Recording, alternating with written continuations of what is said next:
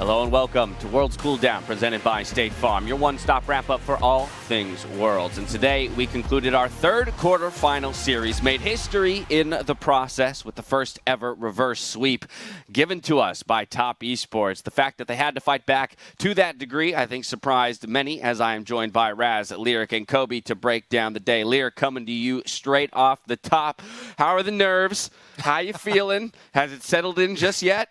No, man, this has been a really stressful day. Coming off those first two games, getting into that game 5, I was finally happy to see a good draft come out from TS. You know, it took them a while to get there, but overall, a win's a win. It's going to be much easier, going forward against Suning, and then inevitably to beat Don1 in the final, as we all know the script. Wow, calling the shots after a tough reverse sweep. I'm loving the confidence to roll it forward into a world championship. After he lived through that, he's ready for anything now. That's a good point. Raz, let's talk about it, though. History made, first ever reverse sweep, which is pretty wild to me to think about in 10 years of League of Legends that it's happened this way. It's insane because watching the series, it felt like Fnatic was hitting all of the right notes. And it started with a Reckless and Hylissang, who were just getting 2v2 kills on the bottom side of the map. I really enjoyed watching that bot lane from Fnatic play because they were playing the best I've ever seen them play in International. Like, people would expect them, I expected them, to play for farm, to play it slow coming into the tournament, and they were getting consistent advantages in the lane. And so it felt like every member did well, perhaps, like except for mid lane.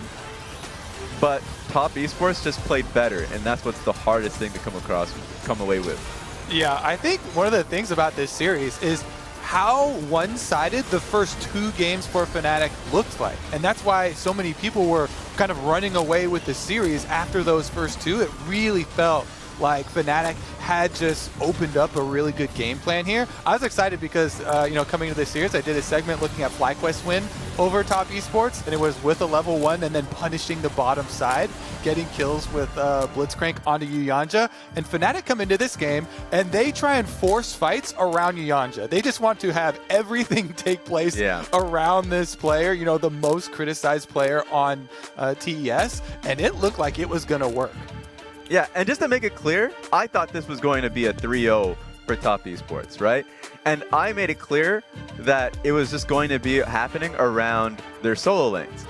After game 1, I was legitimately scared for Top Esports in the series, and I verbally said in the green room, I don't know, I have no idea now, because Fnatic were playing to what is an LPL playstyle. When they found a pick, they all engaged on it. They all worked in as a team, and they were out team fighting Top Esports, like perhaps the best team fighting squad next to JD domestically in the LPL, and it was insane to see that for the first 2 games. I also want to give a bit of context because Blippo definitely played like a solid rock in the top lane in those first few games, but Fnatic also played a strategy we saw used against TS a lot in the regular split. V5 and IG kept attacking that bot lane. They're their top laner, on a stable rock that just got them to the mid stages of the game.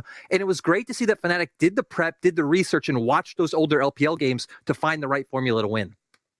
I mean, exactly that. And I think, for this series, we have to keep recognizing the fact that it felt like not only TES, but the entire world was caught off guard by the way that Fnatic showed up today. I'm hearing a lot of talk about expectation, Raz. Expectation both in terms of result, but also the way that the series would develop and ultimately be played. And different people stepped up in contrast to, I think, what many expected.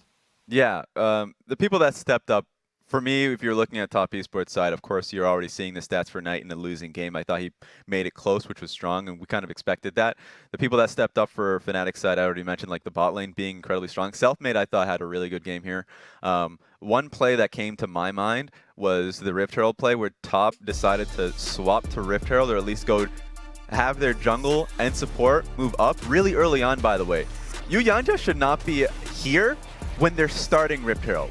Because what ends up happening is Fnatic will take your bot side camps, and then they will just sit bot lane. And if you're not pulling your AD carry, if JackieLove is not a part of the play, or if your support is pulled up that early, well, guess what? Leona's completely locked away from the bot lane. She has to go the long way around. That means that Ezreal is going to be losing like 2 waves at least, and you're going to have to be bringing your jungle, and it's going to take so much longer. So if you want to go for a Rift Herald play, the first thing you need for sure is bot lane prio. You need your bot lane to have first push, so then you can always do that without getting necessarily heavily punished. And I felt like not only did Top Esports do it incorrectly this game, but more, I would say, big kudos to Fnatic for giving him the heaviest punish of all time. Really well played, and I think it was pushed through from Hilly and Selfmade. We got 4 more games to get through, but today's State Farm assist of the day was not just a singular assist, but all of them from Hillsong in Game 1. Absolutely turning it on here.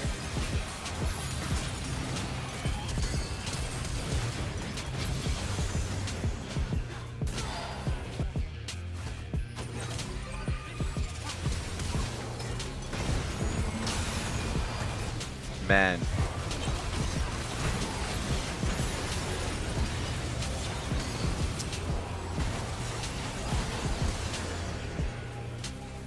I'm going to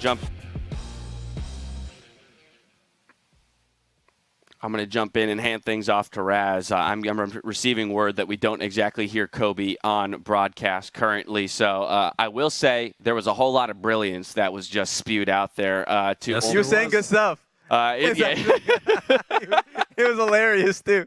He was talking about how the fact that Jackie Love was under constant pressure because Hilly was this was assist of the day because he was consistently finding Jackie Love, and that was a main reason for Fnatic coming out with the victory. It felt like he had a target on his back. So yeah, 100%. Jackie Love was not having a good game. I think, he not only had a target on his back in Game 1, but throughout the entire series. Sorry, Lyric, to cut you off. Jump in here. Oh, no problem. But going back to the Hilly point, right? I even felt like the Fnatic draft was a bit weird and very hard to execute. And if that Hilly wasn't able to find a lot of the flanks that he did, that honestly TS probably could have pulled away with how the ban pick ended up. Well, we roll ahead to Game 2 here because Game 2 continued hot for Fnatic and again sets us up for what would be a history-defining series here at the World Championship. Raz, give me your takes on the approaches here in Game 2, especially from the side of Top Esports, looking to recover from a first loss. The first replay you see is already hilarious, and it goes back to the point that I made that Fnatic, when they see a play starting, they all commit to it. In this case, it actually works out incredibly well for Top Esports. The GP ended up getting a base off. He actually was able to get a kill, and now he has a huge advantage. But it wasn't going to just end on that note. They went bot side and consistently made it a point to punish Yuyanja. And that was, by the way, just a 2v2 kill on Yuyanja. He actually was 0-5-0 at the beginning of this game. He was just having a really bad performance this one. I also feel like when you looked at Game 1, like there was a lot of sloppiness coming out from TS, but this game was just completely like Fnatic's prep. There was nothing TS could have done. They punished that bot lane, like Raz said, so well, and they transitioned it into the rest of the game. And with the champions that TS ended up with, I really felt like Fnatic's draft was such a great answer. The Braum into picks like Jarvan and Silas does so much. These like melee champions that want to jump on the backline, you tag them with the Braum passive, they get taken down so easily. And once again, I felt like Hilly was the standout in this game and had one of the best support performances of this tournament. Yeah, I came into this game, as you said, I really enjoyed the draft from Fnatic's side, just simply from the 2v2 mid. When you see a J4 pick, a lot of the times, I really need to be convinced that the composition you're going into is going to be worthwhile. But if you're going into Kindred Orianna, the counter engage is actually just so much stronger. Oh, God. Like, it is insane what you're going to be fighting into. And I thought that Fnatic had played really well around it. I thought actually that Selfmade had another strong game off the back of the bot lane performing insanely well.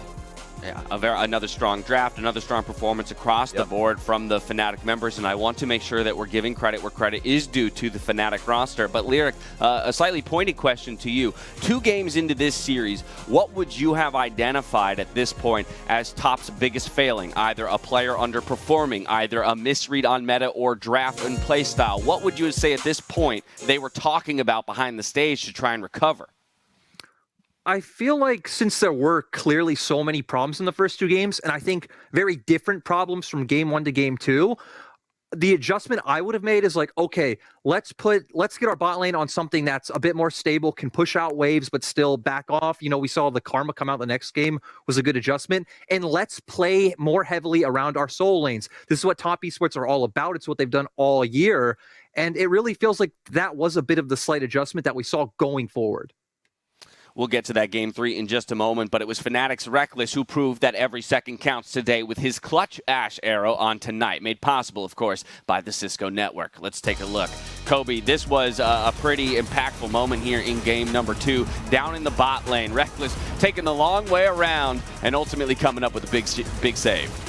All right, yeah, I think I'm back. Hopefully they can hear me. This one was an epic chase, and the arrow from Reckless over the edge too, right in Knight's face, just as he thinks he's going to be able to chase down Selfmade, only to get turned around on. Arrow in the knee takes him down. I love it, specifically in the knee, because that's the only way you can take him down, is straight to the knee. It's the oldest meme, and it checks out. I love it. I love it. I love it. Again, that being how we closed out Game 2, there was a lot of shock and awe, I think, from all parties at this point, that it was, Fnatic staring down the barrel of a 3-0, Raz, and it really was all on top at this point to find the answer. Yeah, and I just kind of like piggybacking off the question that you had asked Lyric there of like what Fnatic was doing. I felt like this Fnatic was playing a stronger game, not only just based on like mechanically and how they were actually playing out these team fights, but also just like theoretically, like conceptually. Like I used one example being Herald, but it would happen a lot where Selfmade and the dual lane down bot side would actually just get ahead on the map and would be punishing JackeyLove. In this case, going into Game 3, the draft changes drastically because they stop kind of giving carries to 369 and now put them into a Sion versus Ornn matchup consistently. Yeah, I think one of the biggest issues was first 2 games, Fnatic made top esports play their game and play at their pace. They never went to top esports objectives. Meanwhile, in game number 3, they lost that control. And so they were never then again able to set that pace. And this is where top finally took over. I also feel like when you look at this draft from top, this is when I knew top completely knew their backs were against the wall, because especially if you were watching in spring, Karsa was picking Lee Sin every game, first rotation, it's his best champion, it's his complete comfort. We saw him go in, and especially 369 this game, chattest Sion performance I've ever seen. That solo kill up in top lane completely opened up the map for how top would play out the rest of this game, getting Cryo on top side. They took the top 2 turrets, and they completely abused Selfmade this game through that solo kill. Yeah, Raz, I love it because in some ways this flies in the face of what a lot of people would think you would do when your backs are against the wall and you've got a player the caliber of 369 up there in the top lane. Maybe a number of people would be calling for the Camille's, the Jaxes, looking for the carry performance, but it is that immovable tank, that they throw him on. There you go. He got that tech from the shot. You got to believe, like, in the end of the day, you're right. Your players would usually go towards personal comfort, something that gives them personal ownership and how they can rule the game. I mean, that's what Karsa did, right? Going towards a Lee Sin pick, like Lyric said, something that he's been consistently successful on. Meanwhile, going towards a tank pick like Sion is saying, okay, we just need to rotate and fight on our terms. That's essentially what they ended up doing. And also the Karma pick was something that they wanted to pick so they wouldn't get completely bullied bot side. If they're going to see a recon, they want to be able to have prio bot side or at least contest for it. I was about to... Oh, go ahead. Finish out. Yeah, that was pretty much how I wanted to end it. It felt like Top Esports made a complete response from the last game. And I'm going to bait you again, Jack. Okay, sweet. Thank you very much. Making my job easy. But Lyric, coming back to you, because I think Game 3 really, and I love the call out for the Karma and the Ezreal in the bot lane, because Game 3 for me really felt like the mark of a turnaround for JackeyLove and his performance in this series, just ramping up throughout to ultimately pull it through with some impressive mechanics in the games that we'll see in just a moment. Oh, it was absolutely amazing to see, right? His team fighting on Ezreal you just can't question it. It's so good. He always hits the skill shots. His positioning is usually good. It could get a bit spicy, could get a bit too aggressive, but I really liked it this game. The Karma pick for Yanja, I think, was a nice success because, like Raz said, it won't get bullied in that 2v2. I also think Karma's in a very unique place to where if you need to force a wave under turret, it's very easy with your Mantra Q. You also can back off very quickly with the E, so it was much harder for them to punish, and it got JackeyLove to that point to where he could start popping off and doing, 2018 world champion things. Kobe, there's also, I think, something to be said, right, for just changing kind of the state of flow for the game and the series. We had been talking about how games 1 and 2 were so dictated by the strength of Fnatic's bot lane. And simply by drafting something as powerful as Ezreal Karma for that early lane control can completely throw the entire 10-member flow, state of flow on the map awry. That's exactly what I was mentioning when we were looking at the draft and talking about taking away the point of the map where Fnatic were dictating the pace of the game and were dictating so many of the plays. That's the whole point of getting your Karma and your Ezreal. And it kind of threw me back to the days where Ezreal and Yuumi were super popular and super powerful. And you would have these Reddit clips when you wake up in the morning of Jackie Love actually 1v9ing, chasing people all the way across the map.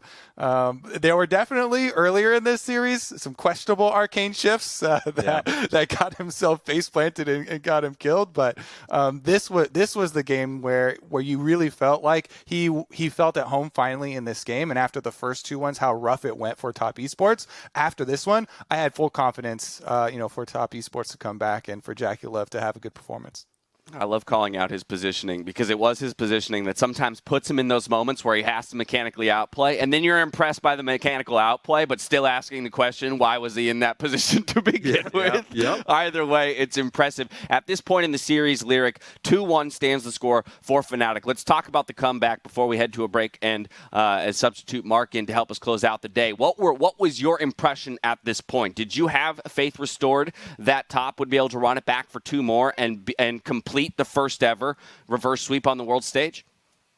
I was cautiously optimistic because you can at least see with the draft that they recognized where Fnatic were winning. They made an adjustment and they could keep going forward. They defaulted to some comfort picks like we talked about the Lee Sin, so they could potentially keep going back there.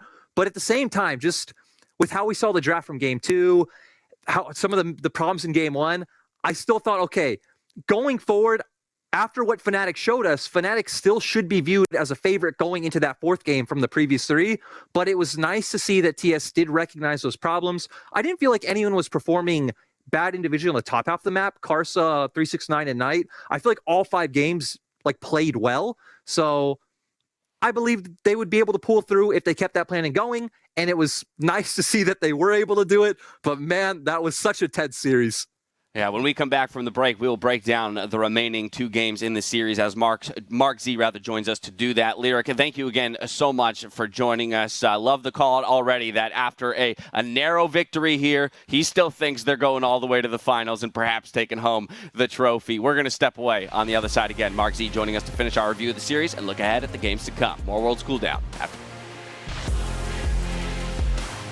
Welcome back to Worlds Cooldown, presented by State Farm, where Mark Z has joined us to break down the remaining 2 games in the reverse sweep by Top Esports over Fnatic. So much eyebrow action, Mark. So much eyebrow action. Get rid of it.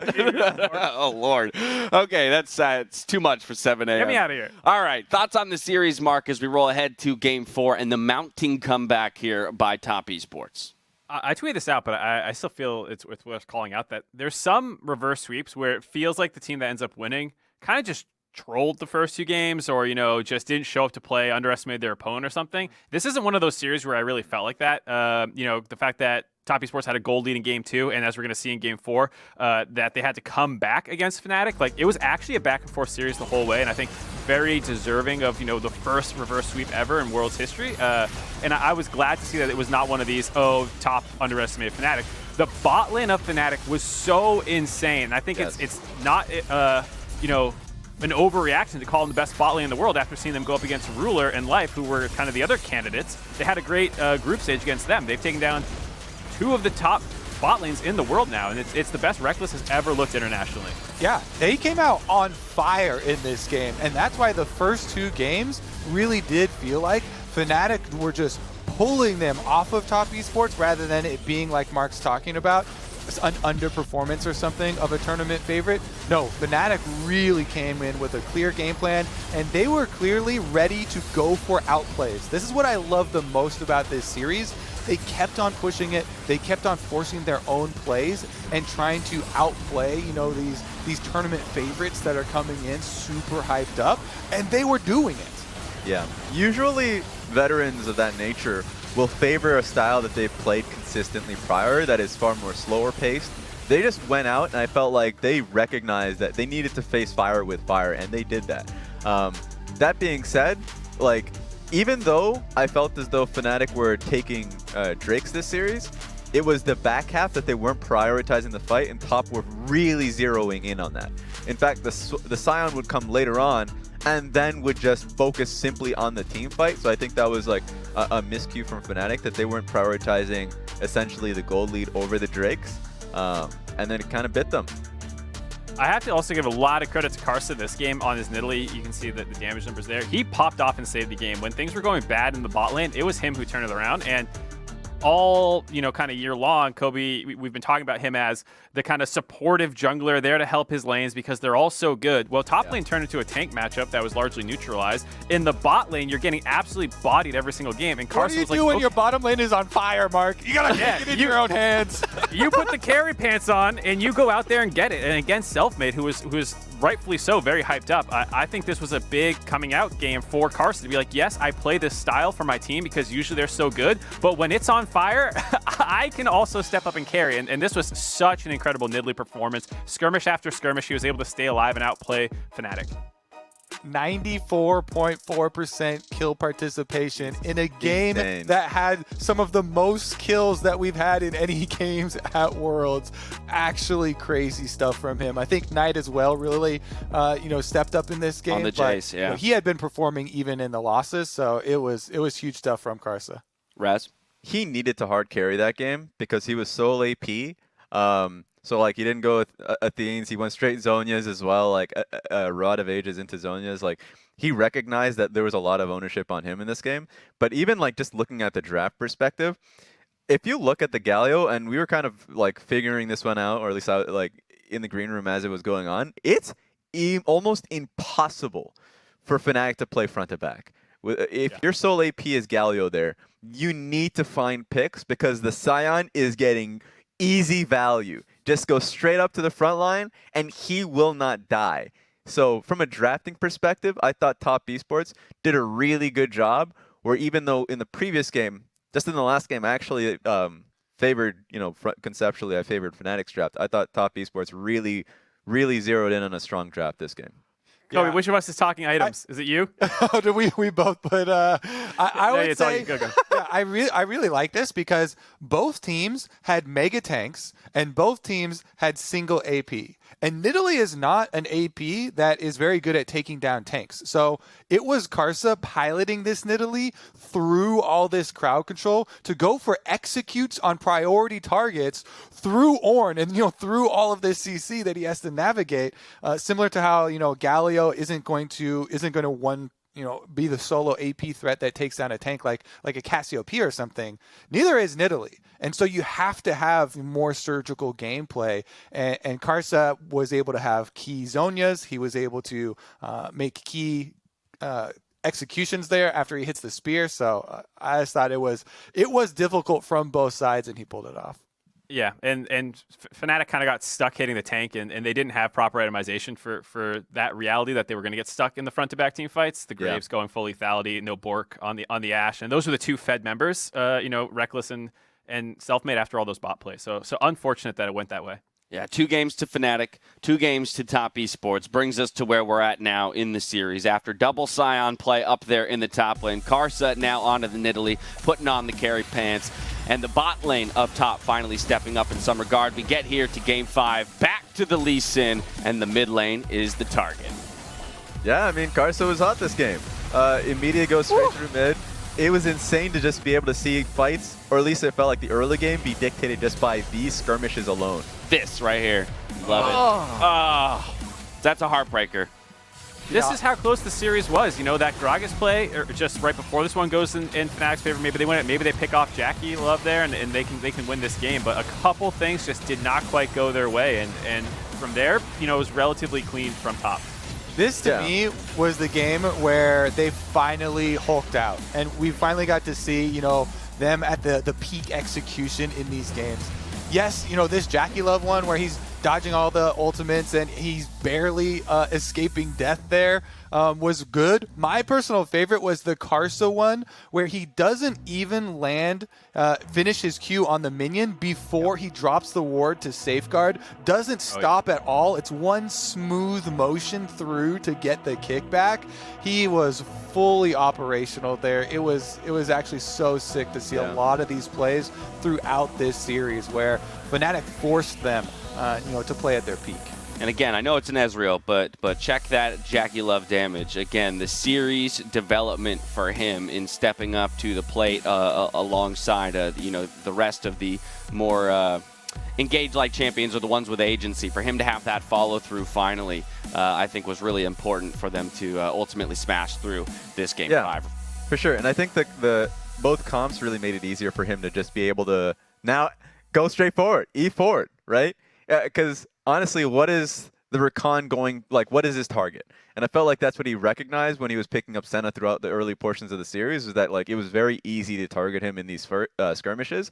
So now the Rakan, in this game, Hylissang had an impossible task. You're going up against a Vladimir, Leona, Ezreal, even to a certain degree, you could even say, like, the Lee Sin. He doesn't have a real target. It was much harder for him this go-around. Yeah, well, it was in that final game there that Top took down Dragon and secured their drive to victory. Of course, brought to you by Mercedes-Benz. Let's take another look as it developed there in Bot River. Yeah, huge fight back and forth, and this was kind of what helped secure them the game. Jackie Love finally able to chase forward after getting them all low, not able to find the engage on the side of Fnatic. Bit of a backbreaker there after a very long, hard-fought series. Both teams having their moments. Yeah, for me, it felt like pretty intelligent setup by Top Esports. Of course, having flank positioning for Vladimir as the Fnatic squad attempts to move into the river. Leona, while not landing any spells, did actually lay out some pretty serious zone control, exactly. And it just shows you what presence and setup can really do, I think, especially when tension is at its highest. Game 5, series-winning, lose or winning fight. That's when it is most important to, give yourself the best starting point, that best base layer. And we needed to see, Top or honestly both teams, but Top be challenged in this respect, because when we were raising the flag at the very beginning of the tournament of like tournament favorites, like who is the strongest, especially Top Esports that do have, fresh Worlds faces in 369 and Yu Yanjia, we needed to see what they do under this amount of pressure. And they performed insanely well. I felt like the last game on the Vladimir, he did really well in his lane. He did get a solo kill. That did happen at some point. Like, he got chased down. So I saw that. But for the most part, I felt. But for the most part, he played out his lane incredibly well. Here. Yeah. Let him know, Raz. I was going to bring it up if he let him know. Like, you gotta at least hold that one. But yeah, outside of that one aberration, it felt like he performed incredibly well. It made it hard for Selfmade. Selfmade went topside that I just didn't agree with, because, like, how do you dive the Vladimir with the Gragas GP at that point of the game? And your mid laner is defunct at that point. He doesn't have a move. So I thought this was actually one of the worst games that Selfmade has had, and it's not even necessarily his fault. It's how the early game kind of had hashed out, and also just based off the champion that he picked alone. So I don't want people to come and watch this game and be like, oh, I guess this is Selfmade. No, we saw the whole tournament, and the early portion of this best of 5 is performing well. It was just at the end of the day, Karsa had a better play, and there's no shame in that.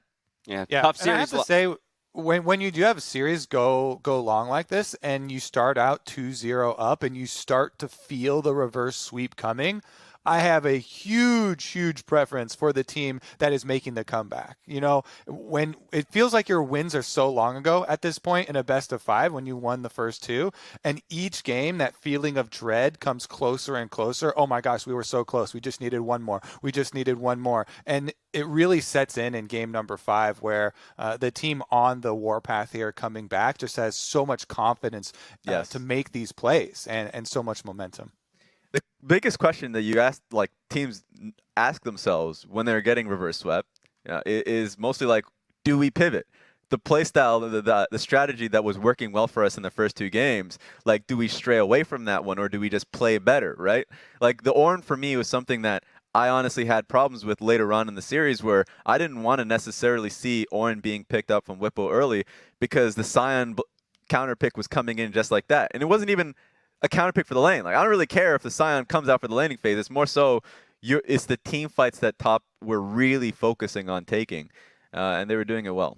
It's the conundrum of, did we lose the recipe or did they find a better one midway through the series? And if that's the case, how do we interact with that?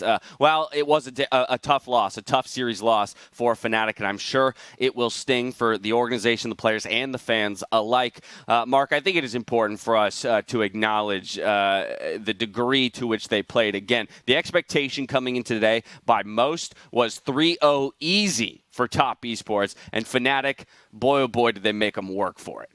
I mean, this was an insane run. If you go all the way back to summer season, regular season, when they're struggling to pick up wins against a lot of the European teams, they're finishing 9-9, to the rally through playoffs, to getting into group stage, actually getting out of that group, looking really good, taking Gen G down once, and then to go against what many people feel like was the best team in the world in top esports and take them to the full 5-game series. It felt like they were upsetting expectations constantly and improving game after game after game. It was an insane run to track going back months, and they have to feel really proud of themselves for how well they did. This one, to me, I just enjoyed this series so much, and I think that Fnatic and Fnatic fans should be really proud. This is right up there to me with 2017 quarterfinals of Misfits versus SKT. It was that level of hype where if we were actually there, it would have been the same thing as jumping up around, the monitor. Everybody's just going crazy when the Fervor Leona came out, and it started out in a similar way where we're getting 2v2 kills in bottom lane, and you're like, oh my God, it's happening. They're forcing these plays on them. They're winning a lot of these outplays. It was super exciting. These are the types of quarterfinals that really get you excited for the progression of the tournament. So I definitely think they deserve a lot of respect. Mm-hmm. Yeah, I mean, another series that comes to mind was also IG versus KT 2 years ago in 2018. Like those kind of series when you have that rally back, gets your heart beating. I love series like that. It'll definitely go down in the history books. And I want people to recognize, like, European fans, also myself, because I thought it was also going to be a 3-0. Fnatic went insanely far this tournament and proved the world how strong they really were. And it changes the note for a lot of the players, because we already talked about it. Like, Southmade had an insane tournament. The bot lane as well. Like, Whippo had a strong, performance. I felt like a lot of the players can come out of that and really just reflect in a positive fashion how they performed. Yeah, Obi? I liked, I saw Grayson tweet out, Golden Glue, talking about how Reckless peaking 8 years into his career. Where's all the people talking about these timelines for expiration dates for players? That is one of the, the biggest things here, where he was playing so aggressively, along with Hylissang, of course, who's starting off a lot of these plays, but that play from the bottom lane was, outstanding. And that was some good, killer instinct that we have not come to associate so much. Get it in your Mark. I forgot who tweeted it, but I saw someone tweet, like, has Fnatic ever underperformed at Worlds? And it feels like that's always the case. Like, they always show up quite well and do make these crazy runs. And so it's another one for the books for that organization when they always seem to pull it off. Without a doubt. Now, before we look ahead at tomorrow's games, because we do have one more quarterfinal series to talk about, let's hear from Laura, who caught up with Jackie Love. And thank you very much, Dash. Laure here, back in the interview studio here in Berlin. TES with the first river sweep ever at the World Championship, and I have Jackie Love with me to talk about the victory. Thank you very much for joining me, and congrats on winning this one. This is the first river sweep we get at Worlds. Tell me about your mindset while Fnatic was leading 2-0. 那首先恭喜你们获得本场 BO5 的胜利，这也是世界赛上首个让2追3。那么能问一下，当 Fnatic 是首先拿到赛点的时候，你们的是什么样的一个心情吗？因为前面2把输完之后，就是我们也在调整自己嘛，但是觉得就是其实前面2把输的就是感觉，就是感觉自己是能赢，但是因为自己没打好，所以说我们后面在调整。但是就最后的话还是，我们调整的比较快了，最后还是赢下来。 So for the first 2 games, actually, I think we can get the victory, but we may make some mistakes, so we are not able to grab the win. And then we made a very quick modifications to adjust our mental set and everything. So I think that's why. And that was super impressive from you guys, but I want to know a bit more. What surprised you from Fnatic, and how did you manage to adapt? 那首先他想更深入的去问一下，就是当时 Fnatic 给你们怎么样的压，你们有怎么样去进行的一个回应呢？就是怎么样去进行的一个调整？其实后面因为就是我们队里其实就是虽然输2把，但是氛围就是心态什么都还挺好的。就跟他们说，就前面就因为我自己输嘛，然后就跟他们说没事，就当 BOE 来打，然后后面就我们状态就是火热起来了。Actually, I think the team's atmosphere, as well as our man side and mentality, still keep quite good. And I think I just told my teammates, this is my fault for the losers. So we just try to keep calm down, and then we're able to grab the win. It is interesting because usually... And we treat it like a best of one. Oh, okay. I understand now. But the interesting part is the fact that you are usually the big damage carrier for TES. And here, Fnatic tried to shut you guys down. So how did you react? 那其实你往往也是整个队内一个非常大的一个 carry 点，但是能看出在今天的比赛上 ，Fnatic 很多都是主打下路，然后限制你的一个发挥。那你是怎么样去想的呢？因为其实前面2把就是，就可能就怎么说，就刚开始打，然后状态还没就调整过来嘛，就是还是一种很晕，打得很差的状态。然后后面就是发现他们今天就是要主打下路，所以后面就是一直很小心，然后就想着跟他们发育打团就应该能赢下来。Actually, in the first 2 games, I didn't manage to have a very good form, so I made some mistakes. And then after this, we noticed like Fnatic, we want to target on the bot lanes, so we try to play more carefully and to try to make less mistakes. That's why we're able to grab the win. Yeah, and you caught Fnatic off guard. But now about you, Jakilov. You were not playing with Top Esports at the beginning of the year. You brought a new voice to the team, and now you are one step away to getting another shot at finals at Worlds. How do you feel right now? 那其实你也并不是从赛季初就直接加入滔博的嘛，然后呢，在你加入以后，也的确为滔博带来了一个全新的活力。那现在你是再次离决赛只有1步之遥，那你现在有什么样的一个感受呢？因为可能今天表现的可能不是很好，就是后面想把自己状态调整好，然后去赢下接下来的比赛。So I think for today, I didn't manage to have a very good performance. So definitely, I'll make some quick modifications and judgment, and I will try my best to win the following up matchups. And it's going to be a very interesting matchup against Suning indeed. Jakilov, thank you very much for the interview. Congrats on advancing to semifinals. Wendy, thanks again for the translation as always, and back to you guys. Thank you very much, Lord. Just a final note there on Jakilov as we were having the conversation around Reckless and the performance he's been having at Worlds so far. Kobe, you calling out Golden Glue's tweet around, hey, 8 years in, players are still improving, still peaking. I wonder what a player like Jakilov is going to look like in year 8 of his career. Yeah, I mean, hopefully he's still playing because I think one important thing about this series is showing mental fortitude, even if you are the focus of your opponent's game plan and getting targeted over and over.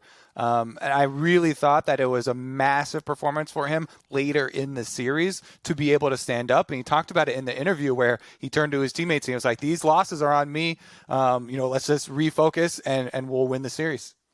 Got to have that mindset. Mind of steel does Jakilov have as they roll through to 3-2 victory, which means we have one more quarterfinals left ahead of us, which would be Gen G versus G2. Let's talk about it now. Raz, come to you first. The sole Western hope, G2. Look, G2, I think we've all said it, even though they got second seed within their group, they show high highs, and we need to see that on a consistent basis, and it really kind of harkens back to their performance last year, where they were a real dominant force. I have them as the favorites going into Gen G. All right, favorites for Raz, but Mark, how are you feeling about the series Gen G versus G2? I'm a little bit on the other side. I do think it'll be super, super close, and we've talked about this, and it does feel like one of the matchups where there's a big mismatch or not big mismatch in skill, but like where the teams try and focus will be different. Gen G, we talk about being this bot lane driven team, playing around Ruler. He's kind of their superstar, the guy that they're looking at. Perkz has not been playing as the focus of the team very much. This is not one from last year, you know, where he's playing Kaisa and Zaya and having a great performance. He struggled a little bit domestically. He's been better at Worlds so far, but I still think this will be, if Gen G do pick up the win, it'll be through bot lane. So I think that'll be one of the most important matchups to watch going forward in this series. Yeah, in bottom lane, and not just like lane phase too, but the strategies of the teams kind of diverge as we get towards mid game too, where G2 feel like they have a lot of options being set up with solo laners that are so flexible.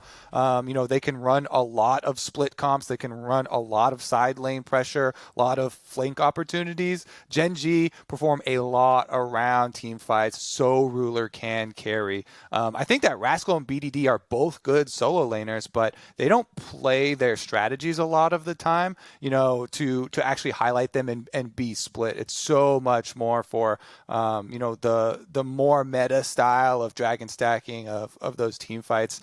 And for good reason. Ruler definitely still popping off. So happy to see him on stage again.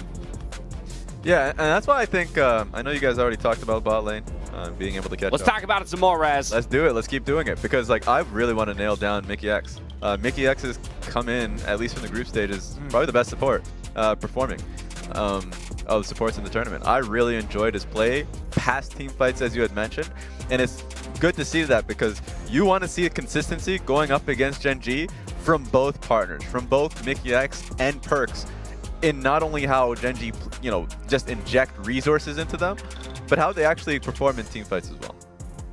I think also the two series that we just watched, yesterday's and today's, Huangfeng and Reckless, and even Jackie Love when they start turning around and winning, it feels like bot laners are super important in the current meta. Even if you're, like, you know, Raz saying you're not just making plays with your AD carries, they're the ones who are going to take over in a lot of these games. And there is a lot of plays made by the supports who are kind of leading the lane, and AD carries are going to be huge in team fights later on. So that's why it does feel extra important to focus down there.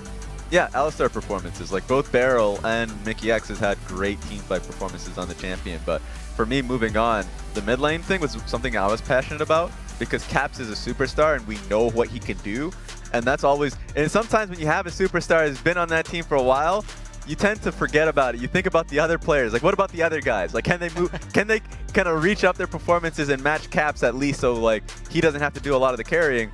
But it's still good to take a step back and recognize greatness. So like from Cap's perspective, that's a really good matchup. Going up against BDD, I feel like this is the best international performance I've seen from BDD because a lot of the domestic fans from the LCK will always praise BDD, and then when you see him in an international event, it's not the same.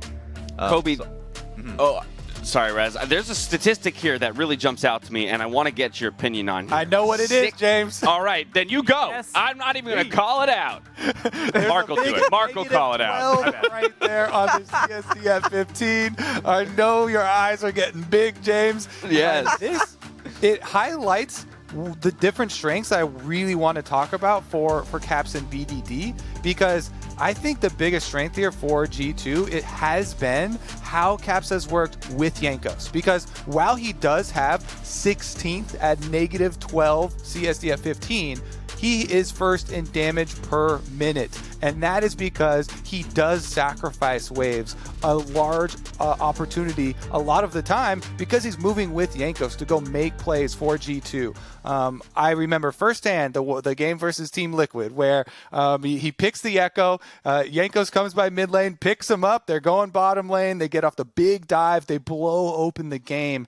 And it's these types of things where in previous metas as well, Caps has always been highlighted as being very willing to roam. We had a stat from the previous Worlds where he had spent, it was even less than 50% of his time in mid lane in one of the games at Worlds because he was roaming so much.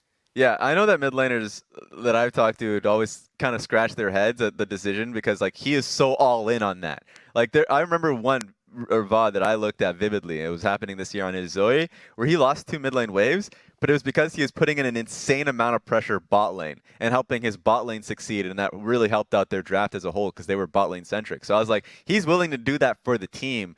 And so when I see that stat, it's, you know, we're not stat driven. We're stat informed here, and it's mostly just the fact that you can see what his mentality is. Yeah, but Mark, what this speaks to for me is the fact that we are going to see, undoubtedly, Caps getting out to those side lanes and affecting them. And so while we talk about Gen G being a little bit more bot side focused, when we think G2, a lot of times I'm thinking G2 Wonder up in the top lane. I mean, I love both these top laners. They're so good. Wonder has been a staple for G2's world runs for a while now, even going back to 2018. He was one of the huge factors that got them so far in that tournament. Yo, peep that CSD. Yeah, and so he is incredible in the top lane. But Rascal's actually been quietly putting in a really good performance himself, and he can be played through, but he doesn't get nearly the attention that Wonder tends to get, whether that's in draft or in-game resources. They do go through him sometimes, but he is used to playing weak side for the most part, and so it's going to be interesting to see if he can weather this storm that we all think is probably coming up there, whether that's Yankos and Caps roams, and as well as the draft resources that he'll have to deal with if Wonder's getting counter picks and he's playing these more carry-oriented matchups. That will kind of be, I think, the make or break, as well as the bot lane that we kind of already hit on. The two big X factors for me about which of these is going to match up. Is Perkz going to handle Ruler, or is Rascal going to handle Wonder?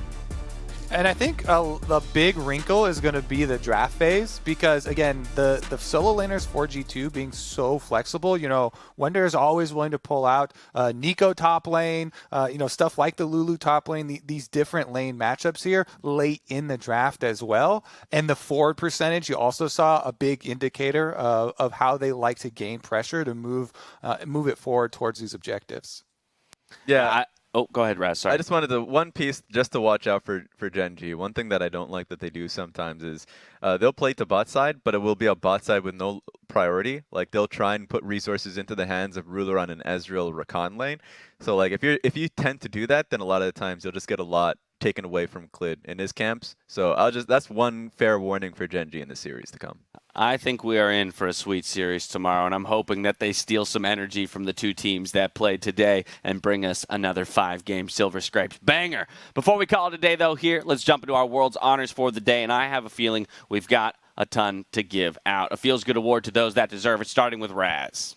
I'm going to go with Karsa. Man, Karsa was questioned at the very beginning. Yes, because I had to clamor to get Karsa. I know there were a lot of good ones, but the first 2 games was tough. It was really hard. And I remember hearing the quote about how the meta is literally what the best team makes of it. And so the fact that Karsa went towards his Lee Sin pick that he is ultra comfortable with and styled on it, now people will be focusing his Lee Sin. Either they're going to have to address it. I know I'm not saying ban it, but you have to recognize that he's going to perform on the pick, and it's nice to see that. Yeah, address it. Hello, Mr. Lee Sin. Hello, Mr. Lee Sin. Nice to see you before you kick me in the face. All right, Mark, what do you got? I'm going to go with Knight. I think Knight had an incredible series. There's obviously a lot of focus on the bot lane with how those games were going for Fnatic side. And then when the turnaround happened, Raz kind of talking about, Karsa kind of stole the spotlight. But I think the consistent factor throughout the series was Knight. He was pretty incredible most of the time. Basically, Flame Horizon in the mid lane on that Jace game. Had some pretty big plays over the course of the game as well. They tended to play through mid a little bit more. Karsa and Knight were comboing together quite a few times. And even some of the roams were coming mid to try and get Knight. So it was kind of the second pressure point on the map besides bot lane, I think, because top lane ended up turning into a bit of a tank v tank matchup. So Knight was one of the factors in this series that went a little under the radar, I think, with how many other things were happening. Kobe? Well, you know me, James. I love giving out tilt-proof honors. Whether it is sarcastic or not, this case is not sarcastic. There we go. Love actually deserves a tilt proof with the way that the first 2 games went. He got hard targeted. Yuyanja racked up a bunch of deaths there in the second game as well, and yet he was still able to bounce back later in the series. He did end up hard carrying a lot of the damage for games 4, games 5. So I really do think, Jackie Love as well deserves at least the tilt-proof honor with a lot of the other ones taken. Sometimes I know it can be taken as a flame, but it definitely is necessary on a stage this big where the games get so intense. Without a doubt. And bouncing off of that, I don't normally give an honors, and in fact, no graphic has been made for this. But I think it is important then to give a nod to the Fnatic bot lane in particular for making this series what it was. Again, when we talk expectation, the way we thought this series would be dictated, it was the top would come smash through it, and it was Fnatic's bot lane in particular, while all members did have their shining moments, that stepped up in those first 2 games to give us an epic 5-game series. There we go. Old dog got new tricks. Don't count him out. Always a student of the game. That's what I love to see. Alrighty, let's take a look at our Worlds bracket after today. 3 of our semifinal teams have qualified through, with only 1 more to be determined. You got Top Esports versus Suning, so an LPL battle there in the semifinals, where Damwon awaits the winner of either Gen G versus G2 Esports. And over this, gentlemen, since your pick'ems are already in, I'm curious to know from the 3 of you who you think is going to take it tomorrow. Let's go down the line once again. This time, though, starting with Kobe. We're going in reverse order. Well, I'm going to have to go with Gen G. I mean, not Gen G, just kidding. I'm going with G2. I want the rematch. I've infected I want you. the revenge. I want the revenge here matchup for Damwon and G2, just to see if they're actually able to get it. You know, I don't really care who wins the revenge matchup, but I want to see it happen here. All the Damwon players, when they're interviewed, they keep on calling for G2, even at the cost of a team from their own region going down. They know what they want. They want that rematch. Mark? I'm like Spawn, you know, he says like you can say what your heart wants, and my heart wants G2, but you go with your head. I'm going with Gen G. I think they'll be able to weather the solo lane talents of G2. Solo lane has not been super impactful in the best of 5s. You know, some of these teams are struggling a little bit more with that. So I'm thinking it might be bot jungle meta a little bit. Raz, this is not an unfamiliar position for G2 to be in as the West's only remaining hope, but can they do it this time around? What are your thoughts on tomorrow's series? I think so. I think G2, when they get put in a best of 5, come out much better, and there's a lot of reasons for it. You have the time to kind of strategize versus a specific opponent. I think they perform much better in that. I think the veteran talent will always perform stronger in a 5-game series. We've seen them before. We always count them out when they come into playoffs. The same thing happened last playoffs for the LEC. They were favorites going into the last Worlds, but when they come into a best of 5, it's insanely difficult to push them off that pedestal. I have G2. I would say it's actually 3-1. All right, there you have it. A couple thoughts from our analysts ahead of tomorrow's final quarterfinal. That's going to do it for us here, though. So on behalf of myself, the casters, and all of the remote broadcast crews from all around the world, thank you so much for watching, and we'll see you next time for more Worlds.